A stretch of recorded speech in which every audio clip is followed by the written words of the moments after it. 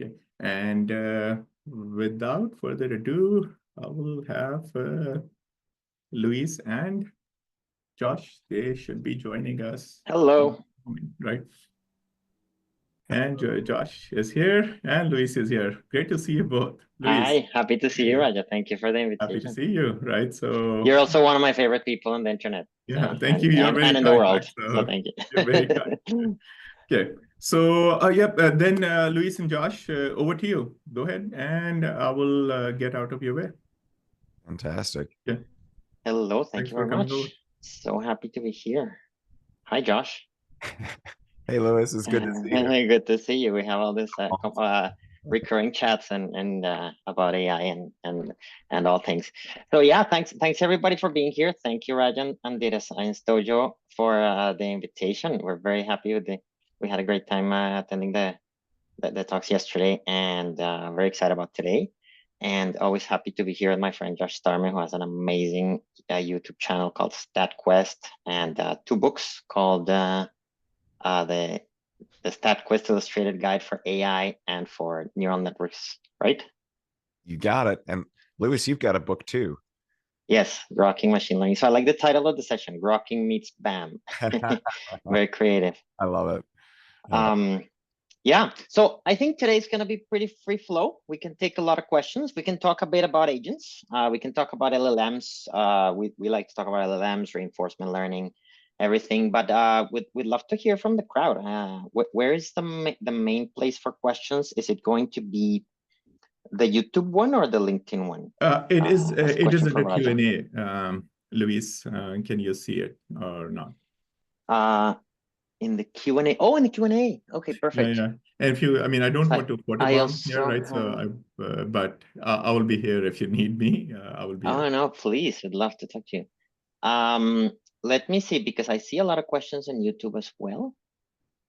I see a lot of people saying BAM, And the double YouTube BAM. questions will route them here. Okay. Yeah. So Okay. just so you can just focus on the Q&A side of it. So can I give you a little anecdote about something that's a little embarrassing? Okay, let's see. It wasn't that long ago that Lewis and I were both in Switzerland, and we were at a conference, and I was on a panel on agentic AI, and for some reason they decided that they wanted to start with me to talk about, like, give us an example of agentic AI. And I gave the example of RAG, and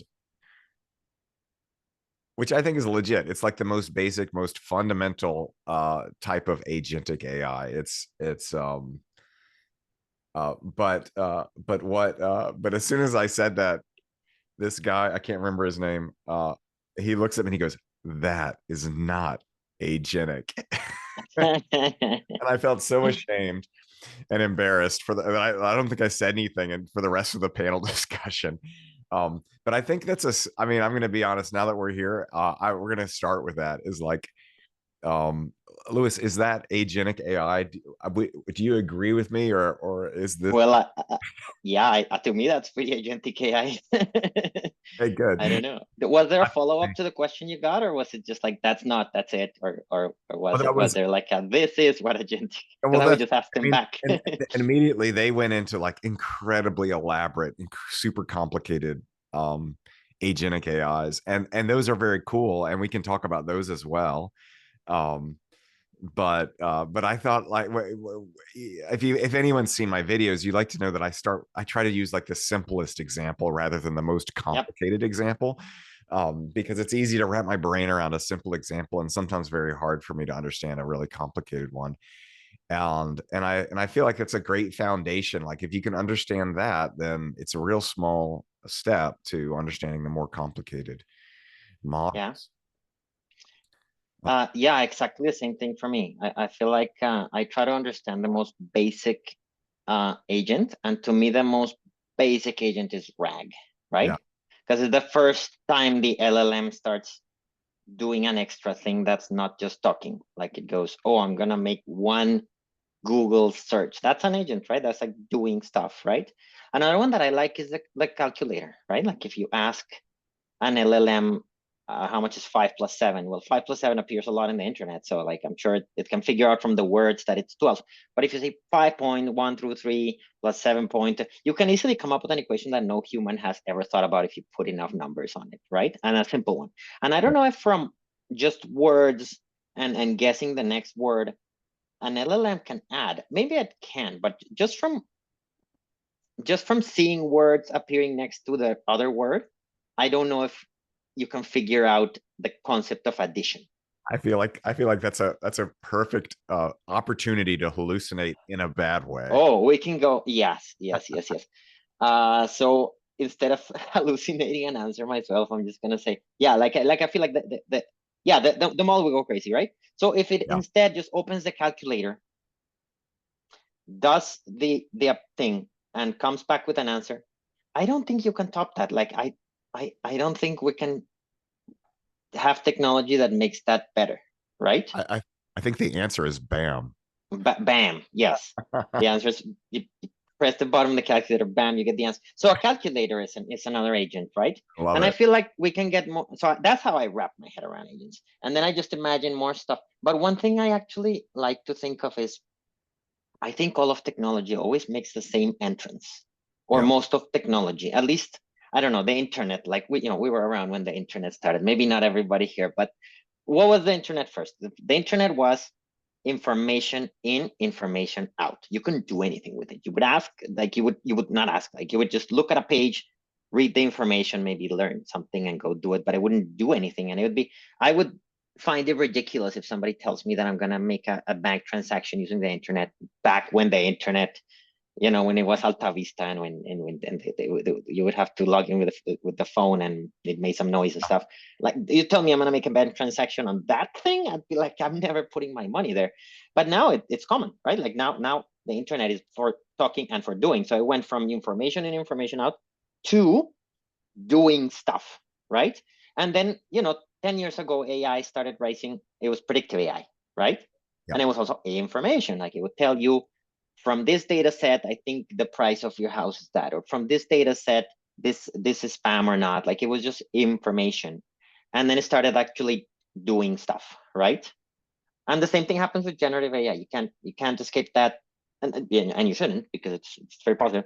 Like, you go from the LLMs just talking to you to like actually doing stuff, opening an API, making an API call, opening an app, opening your calendar, doing things, sending an email, even if it's for just information. Like, even if you ask it to type a response, an agent can do that, because it has it checks it goes searches, and then you come in with multi-agents, right? Like, if 5 people want to write a blog post, well, one is the director, the other one the researcher that goes and finds stuff, the other one the writer, the other one the proofreader, etc., etc. So it just comes up pretty naturally, that you go from information to doing, to like sort of multi doing. That's pretty much how I like to see it. I love it. I think it's fantastic. Because I was worried that my example would be too simple and everyone would be like, no, that's not agentic AI. I've since wised up a little bit, and I've got some examples that I think are pretty cool. I've got a friend that I've known since I was probably 14 years old. And he's always starting up companies. Like, once every 6 months, he's got a new company, and he's got this new company called Devra Analytics. And he's got 2 products that I think are super cool and are great examples of sort of more complicated agentic AI. And one is, so he's got the Devra Analytics, or Devra Analyst. What it does is you give it a data file, any kind of data, and what it does is it looks at the column names and the column data types, and based on those, it can kind of guess as to types of graphs and charts it could generate based on that. It also guesses sort of if there's missing data, sort of what to do about that.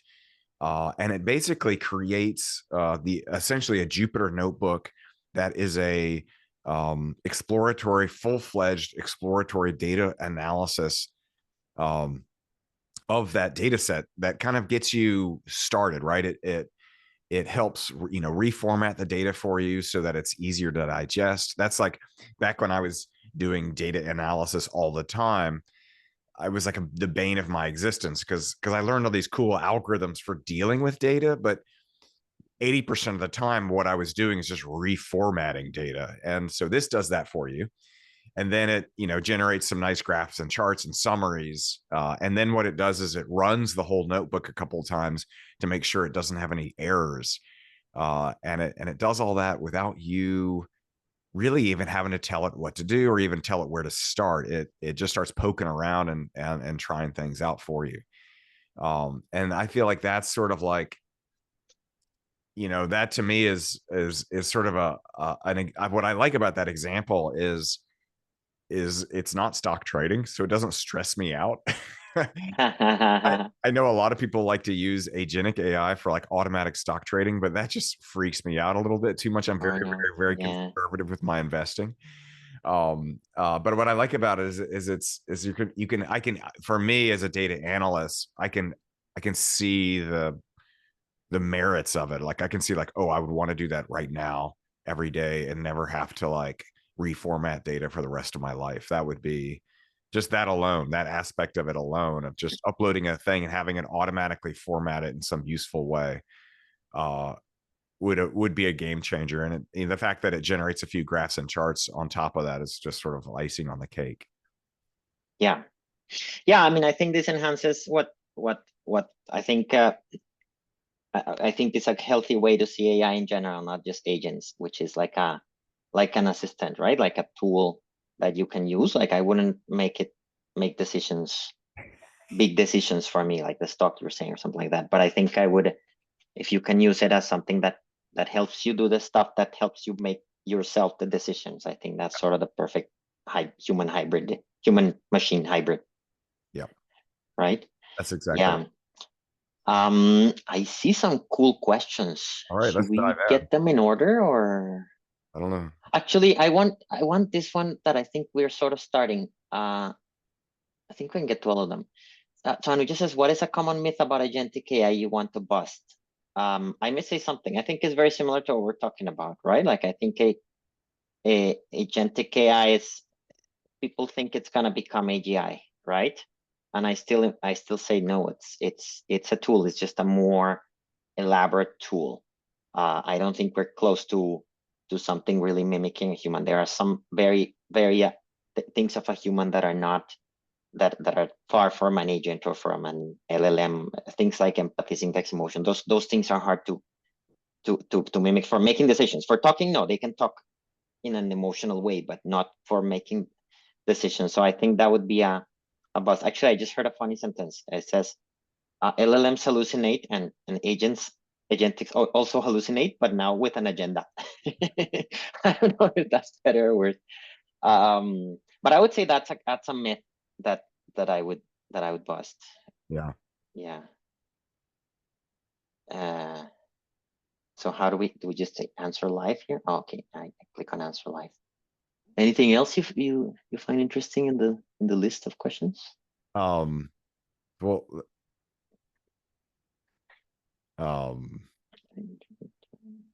someone asked, do you think Gen AI is changing product management?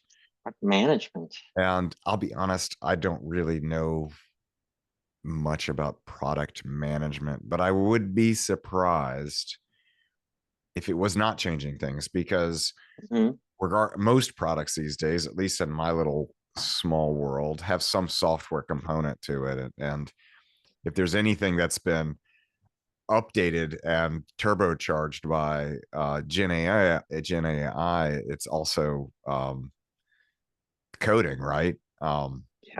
Coding, like that's another thing my friend's little company does is he uses agentic AI to you say, hey, it's like, it's not exactly vibe coding, but you say, hey, I want to make a program that does this thing, and it creates all the little files. It's got a header file, it's got one for doing the user interface, it's got another file for sort of helper functions, and it's sort of like it organizes everything in a nice folder for you, and it runs it a few times again to make sure there's no major bugs. And so coding, I mean, coding is infinitely easier than it used to be.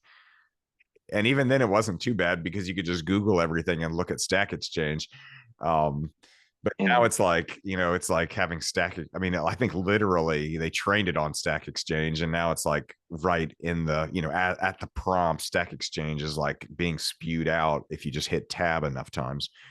So that's a big change. But I also think with like, I don't know if it's agentic, but generative AI, like Stable Diffusion and sort of graphics generation, if it used to be you'd have to hire a designer to do all that, and that's that's good for them, but it's bad for people like me that just want to see if something works, and I don't have enough money to hire someone at this point.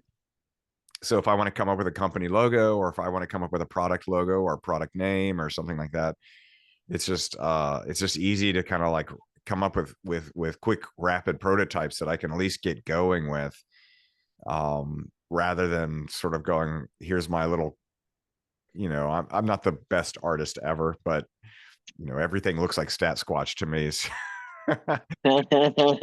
Or the normal source. Or the normal source. Yeah. So you get one of two options. Are you adding a character for an agent or something? Like maybe a secret agent or something like that? Exactly. That'd be cool. Come up with something. But yeah, so you get the idea, right? I mean, I think if for people wanting to start up companies, regardless of what product they want to do, it's just imagine, it's like everything you want to do is a lot closer and easier to do than it ever was before, at least for software products. Yeah. I mean, I think going back to the product manager, I think an agent works a lot like a product manager, right? Like I admire their work a lot because they can sort of plan. They combine. They talk to the technical side and they talk to the human side.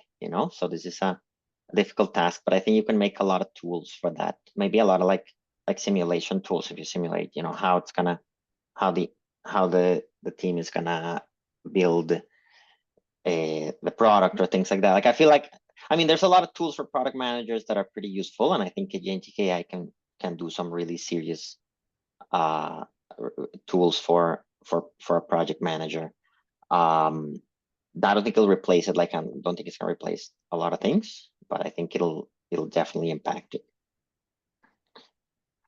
Yeah. All right. Tejas is asking, what is the best tool to generate agents? Have you used? I've used Crew AI. I took a course on that with deep learning AI. It's pretty good. LangGraph is always good, but I haven't used it. Anything you've used or?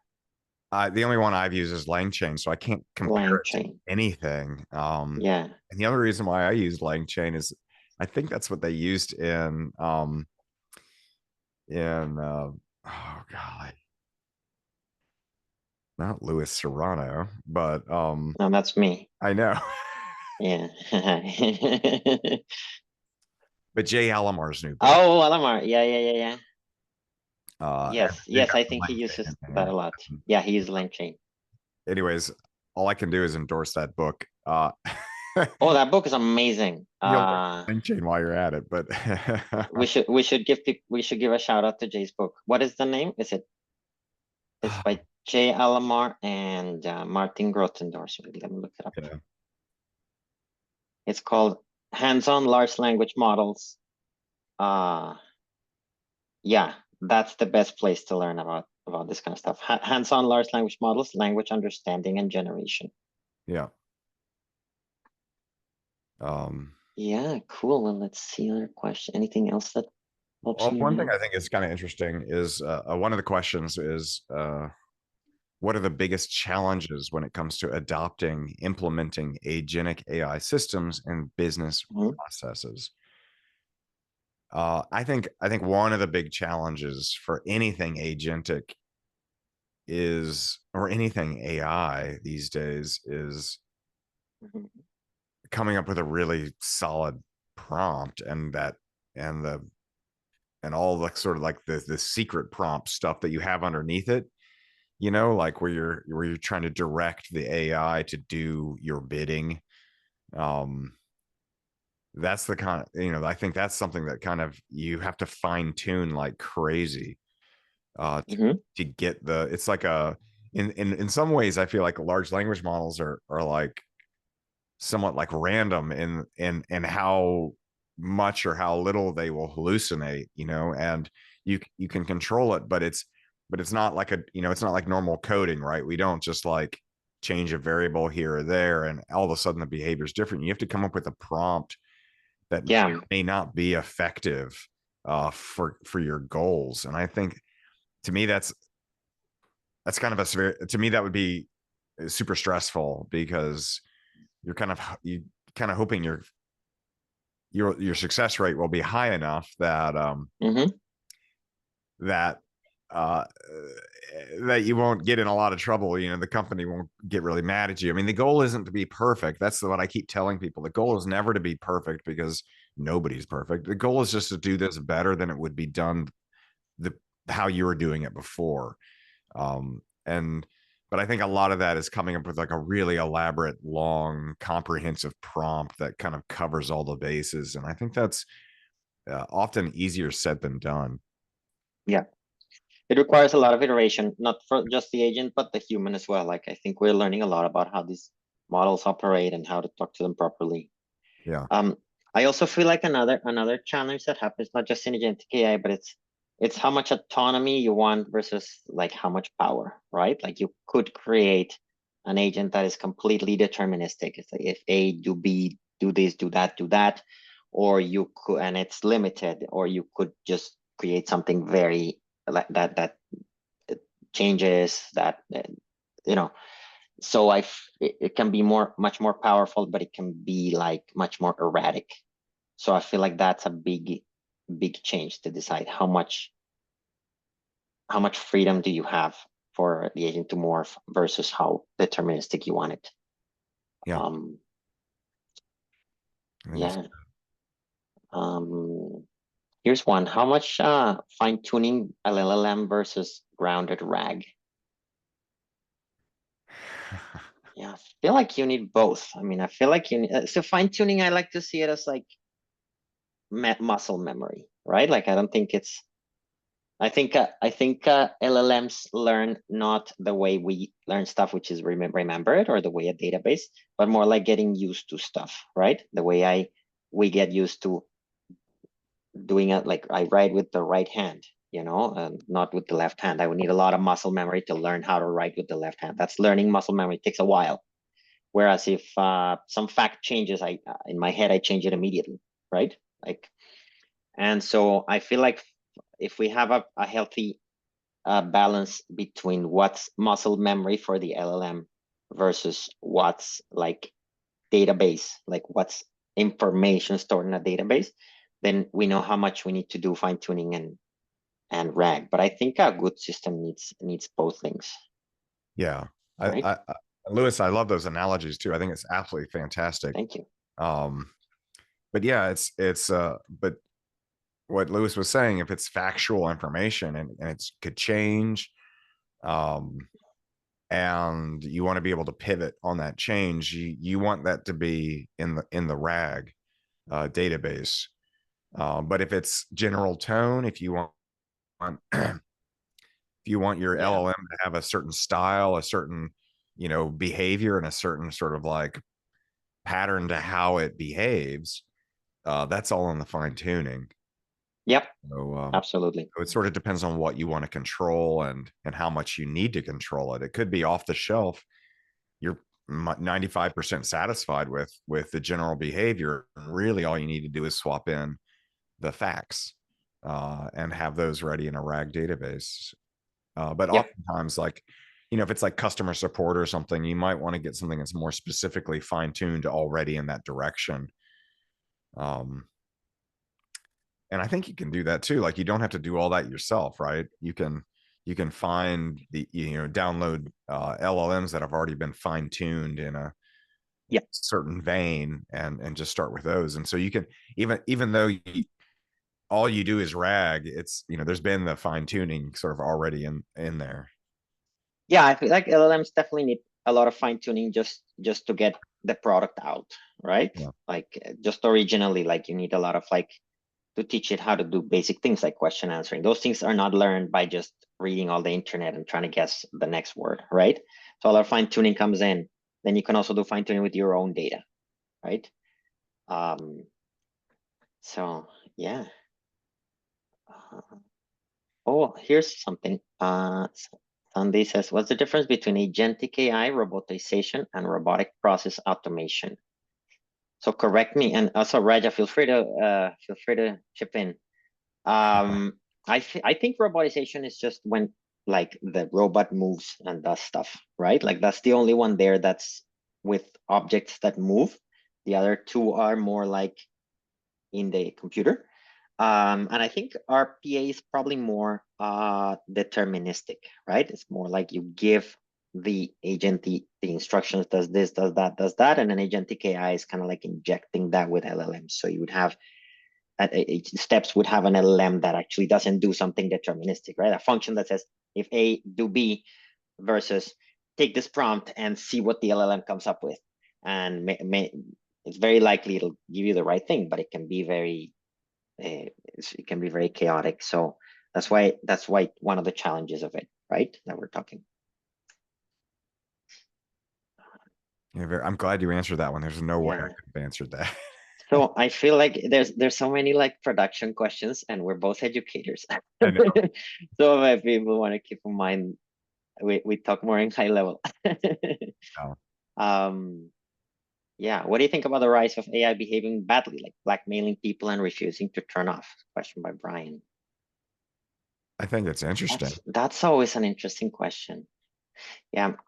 It's funny. We had uh, um, a podcast with Raja, and I think that question came up, right, Raja? I mean, not just with agents, but with AI in general, right? Like, how do you feel about it behaving badly? And I feel like I have a 50-50 approach. 50, obviously 50% is let's deal with the problem. Like a doctor, right? Like a doctor would say, I'm gonna 50% deal with your symptom because I don't want that pain there, and 50% deal with where it comes from. Because that's the long-term cure. And I think we need to have those two. 50% of like, okay, you need to put an end to this particular thing. Like take the LLM and put a block that says, if the language gets this bad, if you do this bad, if things like copyright, you need to look at those things in the technology way and saying, how do I end this? And then 50% of like, what is this, right? What problem that we already have in society is this enlarging, because a lot of times AI just rises a problem that already existed that we're okay with because we were born when it already was perpetrated, but now AI just made it bigger. So a lot of times that the language of chatbots, like abusive language, well, maybe that's because it's trained on humans, that do that. So I think a 50% approach should be let's thank the AI for actually pointing out a huge problem in society. And I think if you have, this is a very vague answer, but I think if you have that 50-50 approach, that's sort of the way that I deal with AI. Yeah. Yeah, what do you think? I mean, It's it is interesting though that we do tend to tell AI all of our secrets. That's true. Yeah. And it does, to a certain extent, it stores all those in sort of like the context, and it could easily turn against us if it decides we're, I don't know. It's interesting. It's funny. I never really thought about that, but I do think it's interesting in that we do, we worry about like, oh, are we uploading all our secrets to the cloud or something like that? But even if it's running locally, it still has our secrets. Yeah. And the whole idea of agentic AI, it was not the whole idea, but one of the main ideas of agentic AI is that it's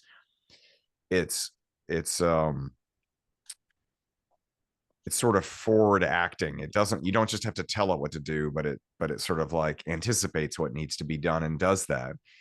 Yeah. And so I could see how given you have something that's looking at this context and trying to anticipate what to do next, that, without really fully understanding everything, who knows what it could, I mean, I could actually imagine, typing, I mean, don't get me wrong, but I could imagine typing something in there that causes the agentic AI to call the police and send it to my house, right? Yeah. Yeah. Maybe I'm like, how do I put out a fire? Or something. A hypothetical question, and then the firemen show up. Exactly. Next thing you know, there's a fire truck outside and a bunch of dudes storming down my door.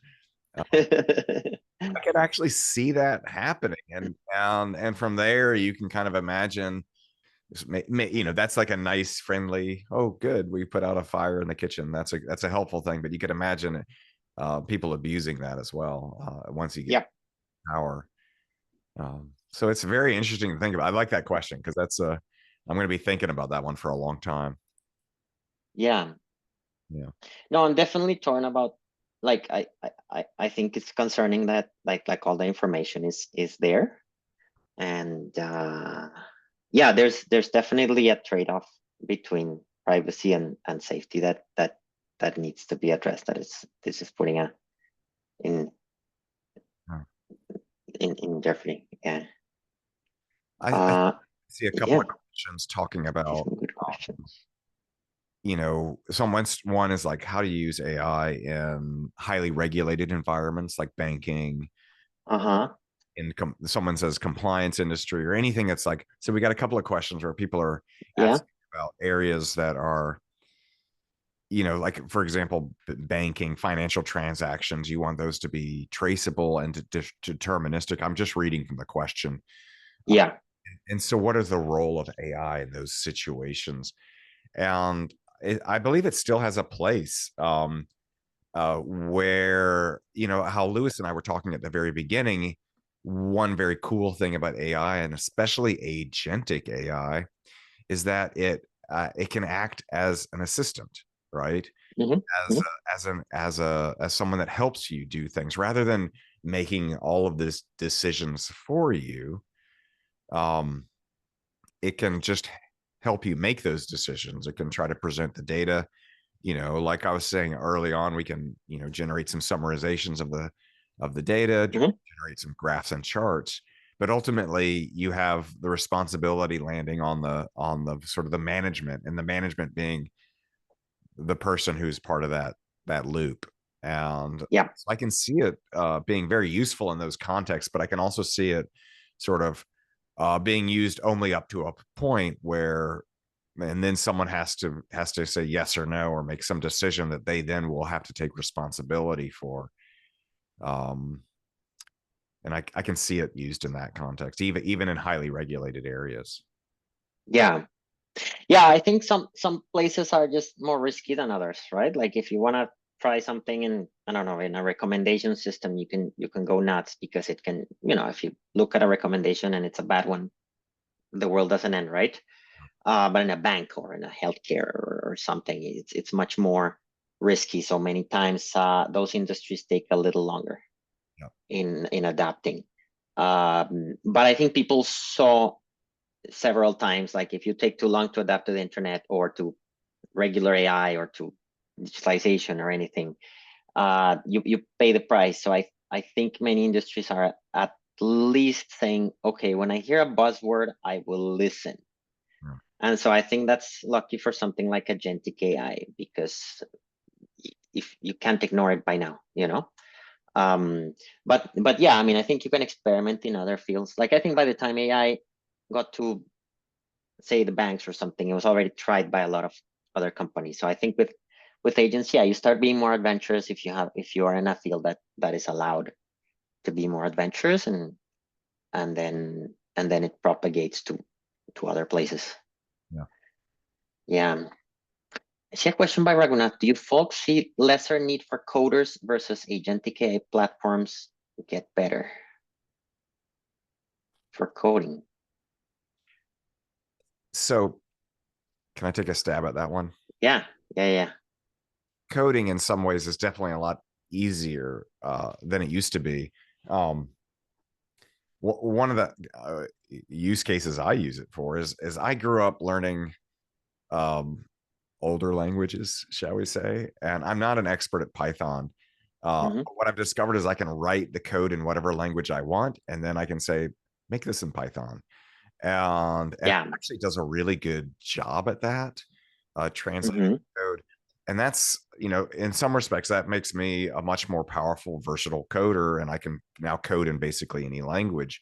And I can actually learn the language as I try to figure out what the AI did and how they translated things. And I think that's very useful. But I also think, you know, the nature of coding will probably change. The skill set, however, the general skill set of being able to break a problem down into small steps will not change.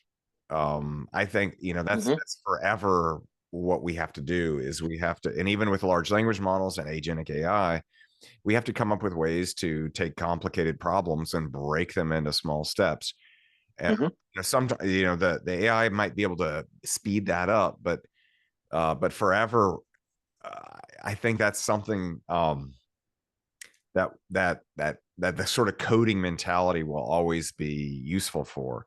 My friend Brian, who I keep bringing up because he created those Devra applications, he has a great analogy, which is, you know, 150 years ago, the only way you dig a hole was with a shovel. I mean, you might use a rock, might use a stick or something like that. Oh, I love it. Speaking, if you wanted to dig that hole and you wanted to dig it efficiently without taking all day, you used a shovel.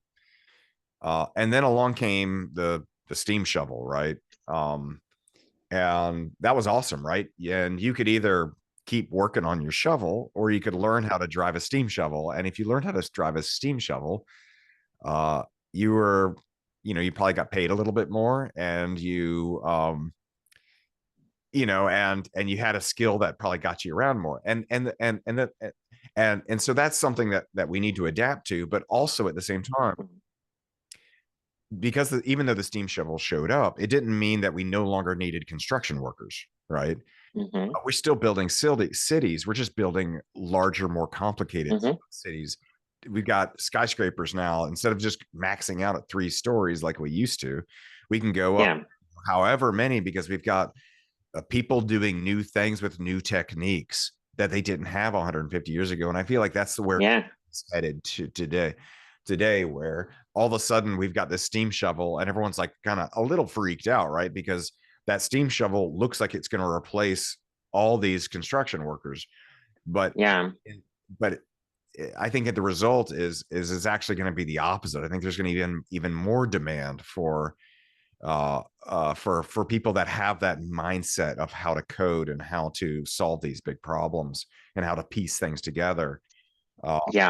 Build more elaborate, more amazing sort of architecture and programs.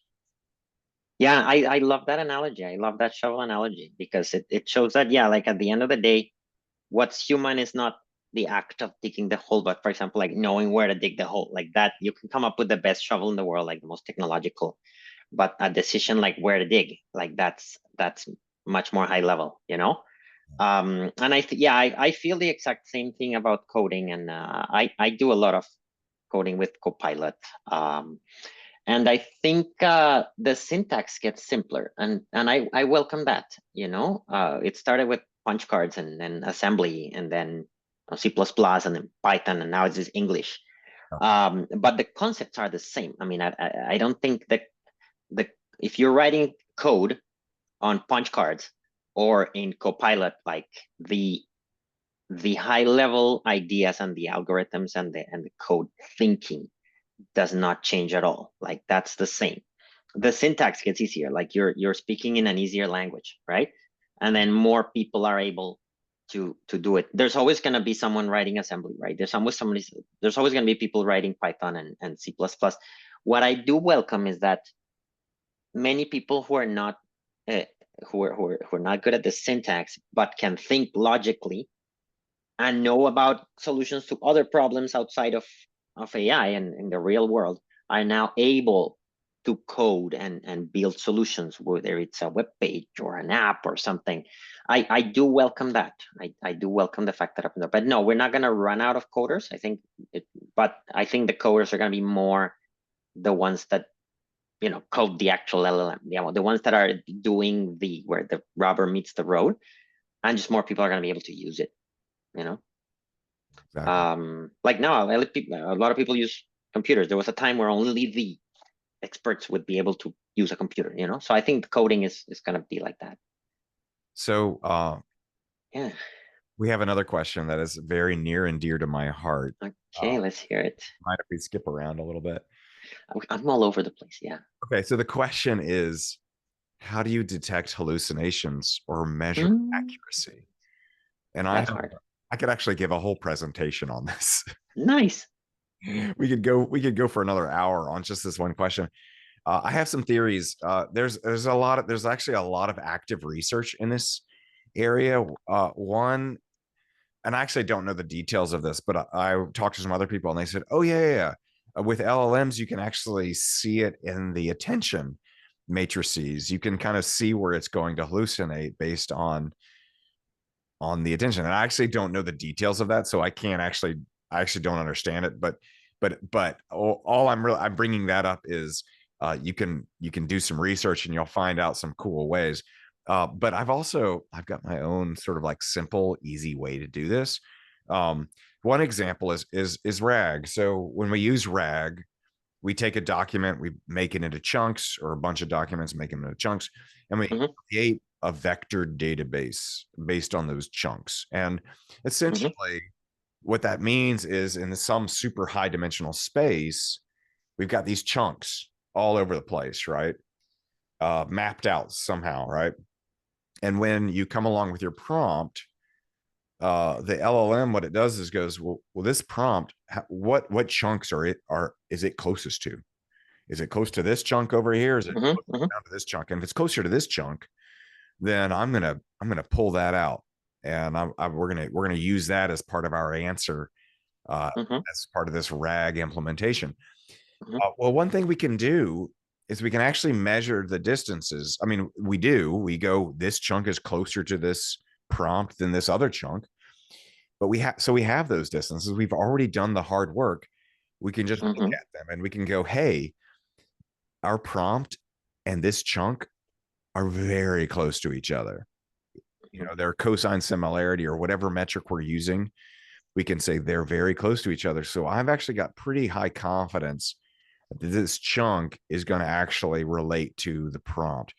In contrast, I could have a prompt that's sort of floating in the middle of nowhere and it's close to something sort of, but everything else is kind of far away. And it'll return like the closest thing and say, well, this chunk is the closest to your prompt, but it's still pretty far away. And I feel like that we can use that distance as a way of giving ourselves confidence that we are or are not sort of negatively hallucinating, and we can maybe have a measure of accuracy, or a measure of just, I don't know, accuracy is the right word for it. I think of it as a measure of confidence. Distance. Yeah. I like that. Yeah, that's interesting. This is the first time I see some metric of hallucination, because I feel like I'm jealous of all of us 10 years ago when AI was so easily gradable. Like, predictive AI, you just say, how many times did I get the right solution divided by the total number of times I tried? Like, it's like grading a multiple choice quiz, right? Like evaluating a predictive machine learning model is like grading a multiple choice quiz. Whereas evaluating a generative AI model is like grading a essay type quiz. So many times, you can grade, out of, I like your approach, out of the actual solution that I was thinking, the actual sort of, let's say, perfect response. How far did you get in terms of cosine distance or things like that? Or how many of the many points I wanted you to hit, how many did you hit? And I feel like we can also use LLMs to grade themselves, because one thing that the LLMs are interesting because they have a strength and a weakness, and the strength is in understanding, which is predictive AI, right? Like we're better critics. They are, like we are humans, are better critics than creators, right? Like I can watch sports and be like, oh, why did he do that? So stupid. But then if I put me in the field, I won't do anything, right?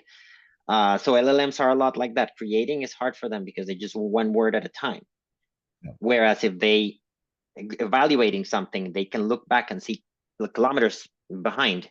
So I feel like LLMs can be grading their own selves. You know, I feel like we can use that a lot. Yeah, that'd be fantastic. Yeah. Well, I have a question that I want to answer just out of guilty pleasure.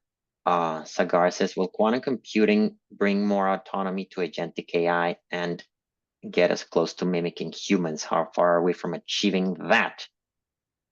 I love quantum computers, and I think I can get super philosophical with quantum computers because I feel like there's some randomness in a quantum computer that we don't know where it comes from, and it could easily you can easily get philosophical there. But I will get more concrete. I think Gen AI in particular will benefit a lot from quantum computers because a quantum computer is a generator, whereas a classical computer is a deterministic machine. So I think classical computers are more for deterministic stuff like predictive machine learning, right? Like the email is spam, yes or no, right? Like I think the house is worth $100 or something like that. That's deterministic because it's a formula. Classical computers cannot, I'm going to say a bold thing, but they cannot generate random stuff, right? Because they can generate pseudo random numbers. They can't even generate a coin flip. You know, they can't generate a simple coin flip. They have to pretend because it's all deterministic, random generator. Whereas a quantum computer is a true generator. So actually, we ran some experiments to see how much, if this whole randomness is actually better. And this is one thing that sort of happens when you give a classical computer a bunch of data and say generate more that looks like that data, it starts finding data that's close to it, right? Like if I have this point and this point, it finds the midpoint and something around. But what if the data is, things that, what if there's a point that satisfies the rules of this data, but it's like here, and it just happens to satisfy them, but it's not geographically close, but it's logically close, right? It just happens to be that all this data has a particular rule, and so does this point. And we found that quantum computers do sometimes achieve better results at finding this point over here, sort of understanding the data. So I'm excited for when quantum computers come more because I think generative AI will get better. Of course, you can't compare the quantum computer this big to like a trillion parameters that's lying in some data center somewhere. So it's an unfair competition. That's why it looks like they generate better. But I'm excited about quantum computers more for generative AI than for predictive, actually. I love it. Lewis, you're the only person I know that actually has real experience with a quantum computer and quantum algorithms and all these things. It's such a treat to hear you talk about these things because thank you so much. ask. So thank you. Yeah, I do enjoy them a lot because they can be completely unpredictable, literally. Yeah. Right. How are we doing? We have time for maybe one more question, but before I think we have time for one. Yeah. Go ahead. There was a contest to do a giveaway of my new book, the StatQuest Illustrated Guide to Neural Networks and AI, and the StatQuest Illustrated Guide to Machine Learning. And I want to announce the winners. We have 3 winners. We have Vidya, which is an amazing name. I love that. And then we have Jim Stokes, who I guess also has an amazing name, and Luis Afonso _ you are our... What a great name. Yeah, right. We got some great names.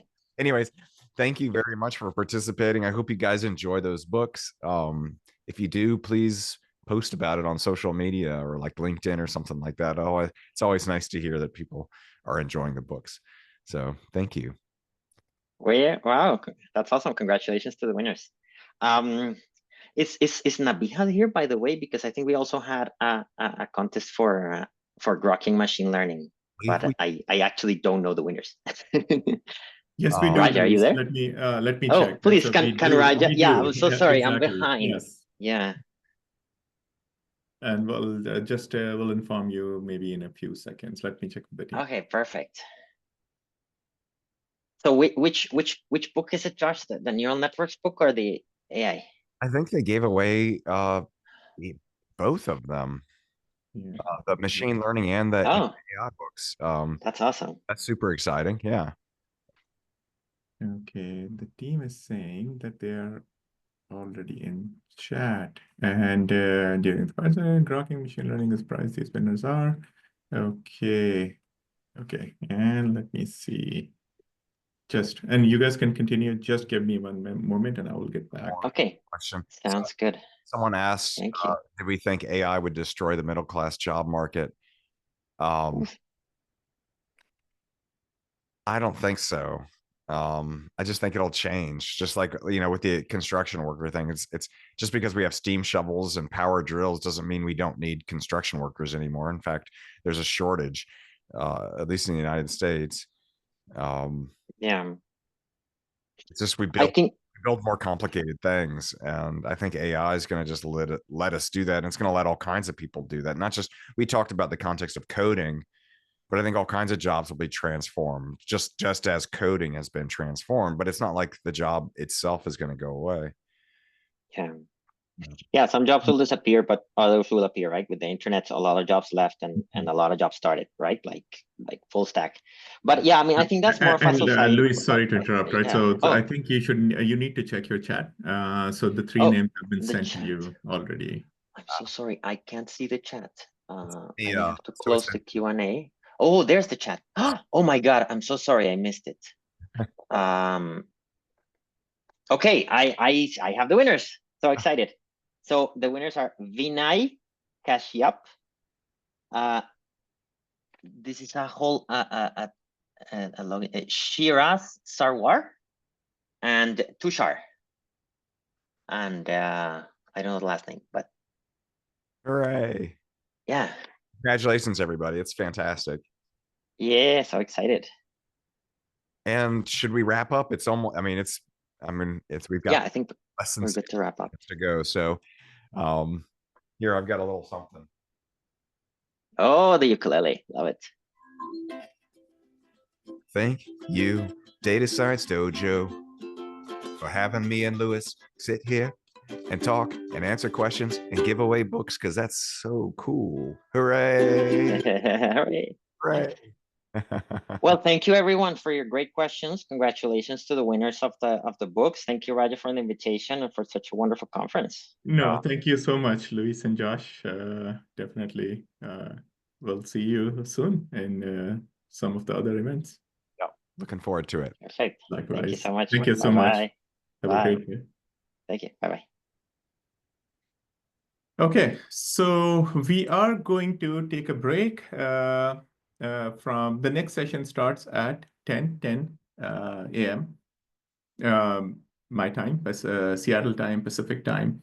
But meanwhile, we did receive a lot of questions